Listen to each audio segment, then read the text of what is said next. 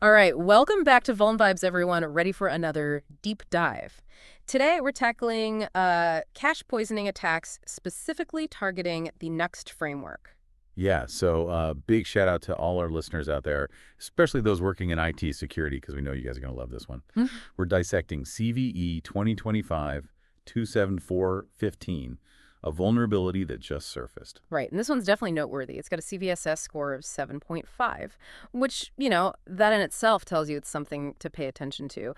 But what really makes it interesting is that it hits a pretty wide range of Nuxt versions. We're talking from 3.0.0 all the way up to, but not including, 3.16.0. So, yeah, there's a good chance someone out there is running a vulnerable system. Okay, so from what I've gathered, this vulnerability kind of zeroes in on how Nuxt handles these specific HTTP requests, especially those with, the payload.json pattern at the end. Mm-hmm. Is that like the crux of it? You got it. This all boils down to how Nuxt manages those payloads and how CDNs are set up to do their caching. See, a lot of CDNs, they prioritize speed, right? So they cache stuff based on the URL path, but they often kind of overlook those query parameters. And that's where the problem comes in, because Nuxt uses this payload.json route to send page data, and you can tinker with that using query strings. So if a CDN ignores those strings when it's caching, well, a carefully crafted malicious request can end up poisoning that cached JSON response. Gotcha. So then what happens, if a CDN ends up caching this poison payload, what does that mean for, the everyday user who visits the site? What do they see? Well, the CDN's job is to serve up that cached response every time someone requests that same path, even if they come with different query strings, right? So if that response is poisoned, it can essentially break the site, make it completely unusable. We're talking about a denial of service attack. And here's the kicker. An attacker can just keep sending those bad requests, ensuring that the cache stays poisoned, even if someone tries to reset it. Wow, so this isn't just a one and done kind of thing. It's got some serious staying power. But good news is there's a fix for this, right?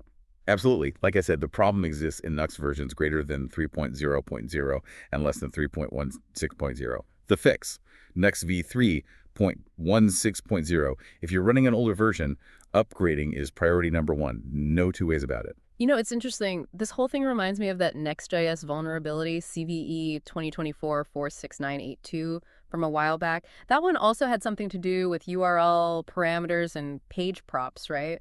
Do you see a connection there, like a pattern emerging? I think you're onto something.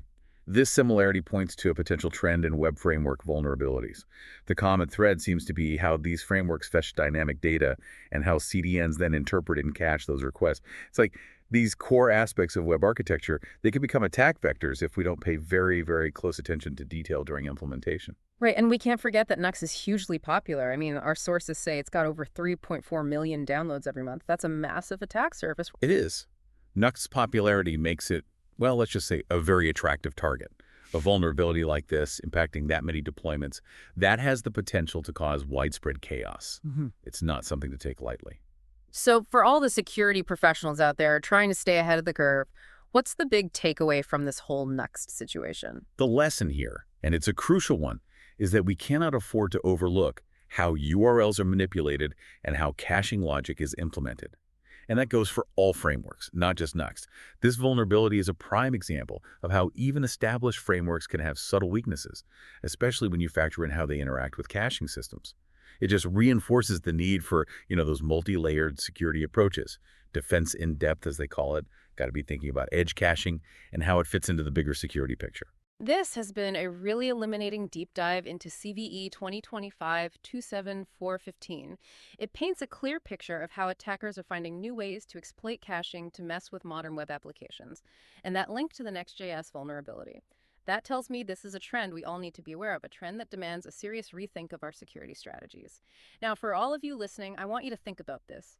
How can you apply these insights about CDN cache poisoning, specifically within Nuxt, to your own work? What other seemingly harmless framework features, when combined with CDN behavior, might actually open up similar risks in your systems? It's a question worth pondering.